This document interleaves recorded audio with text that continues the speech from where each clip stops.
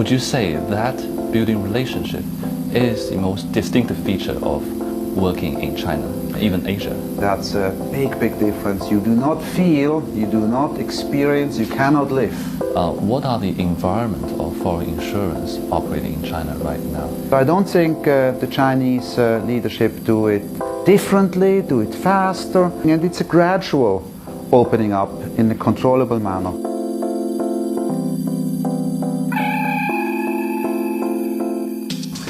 关系是中国人生活中永恒的话题，这也是外国人必修的一课，即使是全球500家企业的 CEO 也不例外。对于这一群体中大多数人来说，中国还略显陌生，但我们今天请到的这位，自从上世纪80年代就往来于大陆与香港。他叫沈文天，是瑞士苏黎世保险集团的首席执行官。让我们来听他讲述他和外资保险企业在中国走过的旅程。Now, at the time when I was in banking, I was earlier on 1980. I was in the United States, in New York, and my superiors and my bosses, they were mentoring me, first sending me to the United States to learn more the technicalities about the business, and then coming to Hong Kong. That was for me at a very young age. I think I was 25 or 26 years old. I got a big promotion to become the treasurer of the bank in Hong Kong, and with that had as well the first time a big responsibility, not only for the business but also for managing people, and that was a very important part of my development. 入乡随俗不仅是一种生活态度，外资企业想要顺利地在中国投资办厂，除了要适应迥异的规章条文，更要融入中国独特的商业文化。欧美人重业务，中国人重人脉，这期间蕴含的独到学问，让不少初来乍到的欧美商业巨头颇费周章。Over 30 years ago, my first business trip here to Beijing, and we were visiting some of the agencies and the ministries on how to manage currency reserves and offering, of course, our assistance. And I was traveling the first time with some of my superiors from Switzerland. And the foreign exchange reserve amount of China at the time was about $6.9 billion. Today you have $3,000 billion. So it shows how much it has changed. And I still remember then, after we went back to Hong Kong, they asked me to send a fax to confirm what we have discussed. And I tried for 2 or 3 days to send the fax, but never could come through, because the fax line was always busy, and they only had one fax machine for the whole ministry. And then they told me, if you cannot send the fax, you bring the fax. And with that, I was starting to go back and forth from Hong Kong to Beijing nearly every week for about 6 months. And that was my most important learnings. Then I realized how important relationships are. It's not the fax which builds the relationship, or the email today, or whatever there is, it's the personal contact. I got to know everybody, from the receptionist to the secretary to the assistants, all the way through to the governor. Would you say that building relationship is the most distinctive feature of working in China, even Asia? It's the most distinctive feature in Asia. It's, for me, the biggest difference between the Western world. The Western world, Europe or the United States, is very transaction orientated. You do a transaction and you trust that there is an environment which enables that in an easy way. And in Asia, you build the trust first, and you get the trust and you maintain the trust before you go into a very serious business relationship. And also with that, the importance of the family and the importance of the family clinging in Asia is very, very profound. And that's a big difference. You do not feel, you do not experience, you cannot live. 2001年，中国加入 WTO， 保险业市场的开放速度不断加快。2001年上半年，中国合资保险公司、外资保险公司驻华分公司约27家，而到2006年年底，已有15个国家和地区的47家外资保险机构来华，设立了121个营业性机构，135家外资保险机构设立了近200家驻华代表处。未来7年，中国市场的保费收入平均年增长率将达到17%。中国庞大的人口和不断壮大的中产阶层将持续吸引外国投资者的目光。Zurich invested in a major Chinese insurer. Can you tell me the rationale behind? It was at the time an investment back in 2000 in New China Life, and at the time the ambition was with this investment to grow our presence in China.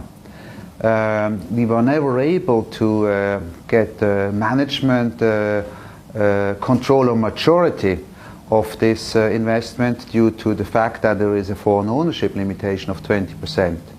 And with that we have been helping New China Life together with all other shareholders of New China Life to grow the business. We have given them our insurance expertise. But as the company has grown so big with a continued need for cash injections, we had to make a decision whether we want to keep it as a financial investment, or whether we want at one point look to dispose from it. And we're very pleased that we were able to support the company to be fit for IPO, that we supported them throughout the IPO, and then in agreement with New China Life, the other shareholders, also with good consent of the Chinese authorities, we decided to sell our remaining stake. So that looks more like a financial investment for now, rather than a strategic investment. It's a very good point, Mr. Wang, because what we really did from an initially strategic investment, we transformed it into a financial investment with a strategic relevance. And the strategic relevance is, of course, our commitment to China. And with that, we really wanted to make sure, and I think we achieved that, to do it in a way which had benefits for China, for New China Life, for all the shareholders of New China Life, and for the shareholders of Zurich. It's a win-win-win story. Mm-hmm. So you mentioned there is still kind of restrictions on foreign ownership of the insurance companies here in China. Yes. What are the environment of foreign insurance operating in China right now?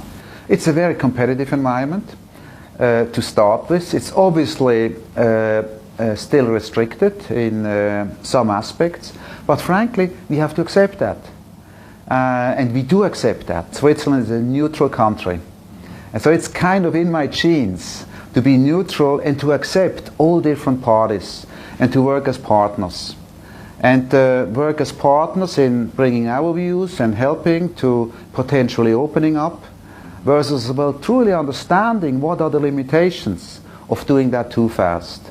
So I don't think the Chinese leadership do it differently, do it faster.